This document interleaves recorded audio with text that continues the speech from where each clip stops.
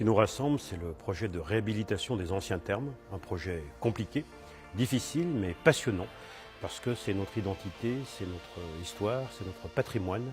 55 000 m² à réhabiliter. Il faut, pour sauver le bas, le patrimoine, inventer le haut. Pour sauvegarder ce bas, il faut imaginer l'avenir. C'est tout l'enjeu de cette consultation avec 3 architectes, 3 projets et 6 variantes. On va en rentrer encore plus dans le concret avec la présentation du premier projet. Pour nous le dévoiler, place donc à l'un des 3 cabinets d'architectes retenus, Vincent Calbeau. Donc, bonsoir à tous, je suis Vincent Calbeau, je suis architecte, je suis originaire de Belgique. Ma spécialité, c'est le biomimétisme. C'est de vous proposer des architectures qui ne sont pas des boîtes à chaussures, car dans la nature, l'angle droit n'existe pas. Le principal challenge du concours est de révéler le patrimoine intrinsèque du site en venant y greffer une architecture contemporaine qui produit sa propre énergie, qui recycle ses propres déchets et qui sera construite en matériaux biosourcés. Le but est de raconter l'histoire du thermalisme d'Aix-les-Bains et le progrès de la médecine. Vous voyez ici à gauche le scénario numéro 1. Il propose la construction de bâtiments bas dont le dernier plancher habité culmine à 28 mètres au-dessus de la nouvelle place Georges Ier.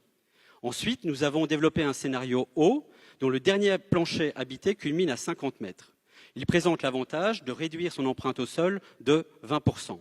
Dans les 2 cas, nous vous proposons des bâtiments énergie positive qui sont recouverts de plus de 25 000 plantes, arbustes et arbres sur toute la hauteur du bâtiment, proposant ainsi de construire non pas des bâtiments minéraux, mais bien des forêts verticales qui absorbent le CO2, le NOx et les particules fines au cœur de la ville et qui les recyclent en oxygène grâce à la photosynthèse naturelle.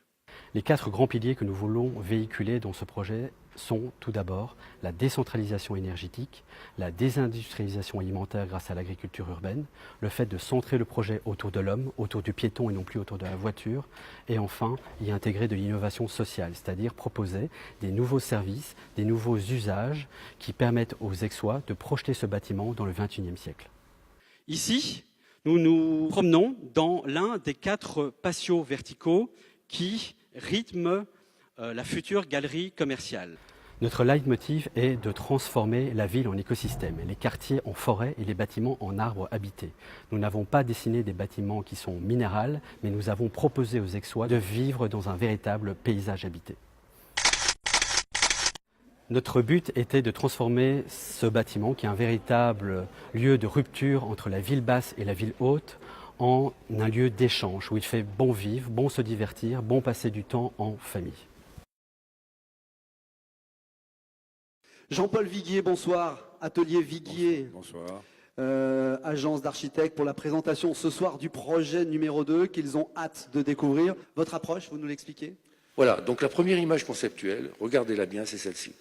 C'est-à-dire, je vous ai parlé tout à l'heure de ciel et d'eau, et je vous ai parlé tout à l'heure de minéral et de végétal.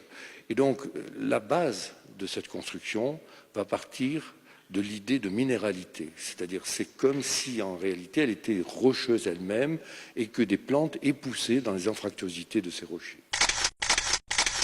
Au fur et à mesure que ce volume va s'élever vers le haut, il va changer de nature et il va chercher une relation à la lumière, au reflet du ciel, aux nuages et à tout ce qui se passe quand on lève la tête.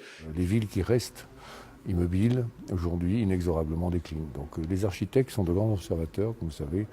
Moi, je vais de ville en ville, je regarde, j'observe et je m'intéresse au mouvement. Voilà. Et c'est le mouvement que Aix-les-Bains veut mettre en pratique qui m'a attiré pour venir dans cette ville et répondre à cet appel d'offres, à ce projet. Vous voyez ici donc la proposition que je fais en bas où les 2 bâtiments de logement sont posés par-dessus en laissant ce grand vide au milieu qui permet de créer les perspectives sur la ville. Les projets que je propose sont des projets contextuels, au sens où ils tiennent compte du territoire sur lequel ils sont faits. Le projet que je propose ici, à Aix-les-Bains, ne peut pas être déplacé dans une autre ville. Il appartient à cette ville et à sa population. Donc cette question de la contextualité du projet est essentielle, de l'identité du projet par rapport à la ville.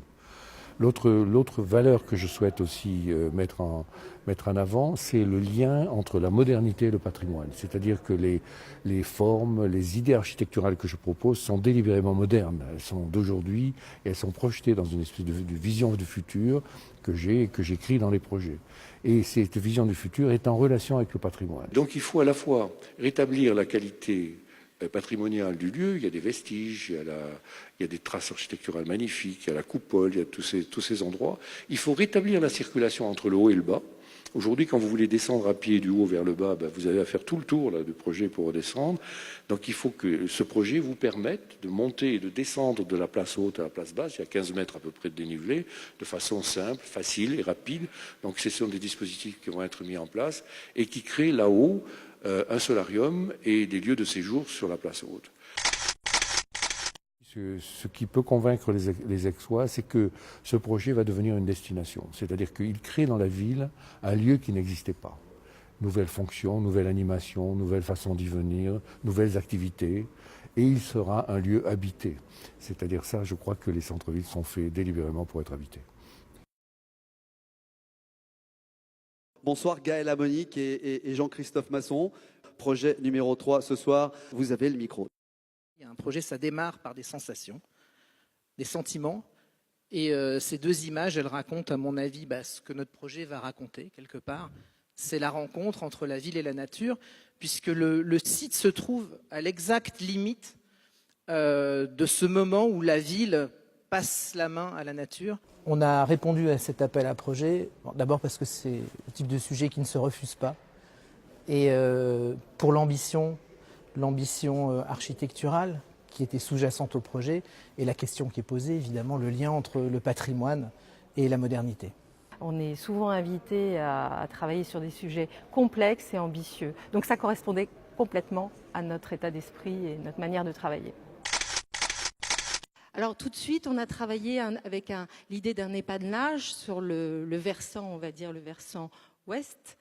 Ensuite, l'idée de travailler sur une stratification de ces étages, stratification des plateaux. Et surtout d'essayer d'avoir le plus de côté affiné et le plus fin possible, et raffiné, je dirais après, qui vient comme ça se poser sur le socle historique. Alors la contrainte principale de ce cahier des charges, c'est évidemment de venir ajouter un propos à une histoire qui est déjà ancienne. Donc c'est tout d'un coup faire partie de l'histoire architecturale de cette ville. Donc ça, c'est l'ambition et la contrainte principale, mais qui n'est pas une contrainte, qui est un moteur.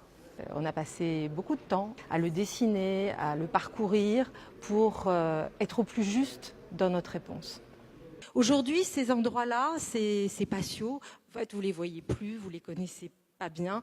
Et aujourd'hui, c'est de reconnecter la période Pétriot, la période Pellegrini, donc d'avoir tous ces endroits qui vont se retrouver et se reconnecter. Alors, la valeur principale de ce projet, je pense, c'est de parler d'aujourd'hui et du futur. C'est de faire ce lien entre toujours la même chose, c'est-à-dire l'histoire et le futur qui s'appuie sur cette histoire et qui est fondamental. Voilà, c'est une nouvelle couche qu'on vient rajouter en redonnant aussi une grande lisibilité au patrimoine existant. Donc ça, c'est l'hypothèse basse à 28 mètres. Voilà, donc l'hypothèse basse, donc à chaque fois avec le même point de vue. Et puis évidemment, celle qu'on vous a présentée au début, qui était les deux 50 mètres. Je pense qu'on a travaillé sur l'élégance et sur le raffinement, parce que les termes, c'est de ça dont il faut parler. Élégance, raffinement, audace architecturale. Mais on a passé beaucoup de temps à essayer de comprendre, parce que quand on vient d'ailleurs, il faut s'imprégner d'une ville, il faut s'imprégner de son histoire. Et le projet qu'on a fait est un projet qui n'est pas un projet générique, qui est un projet qui est totalement issu de cette réflexion et qu'on n'aurait fait nulle part ailleurs. Donc c'est un projet typiquement aixois. À l'issue de ces 3 présentations, je crois vraiment que nous avons besoin de nous retrouver, de nous rassembler autour de ce grand projet. Ce moment est arrivé. Je vous invite à visiter dans les anciens termes l'exposition, à poser des questions, à échanger, vous faire votre idée et puis à voter. Voter parce que votre voix est importante pour l'avenir d'Aix-les-Bains.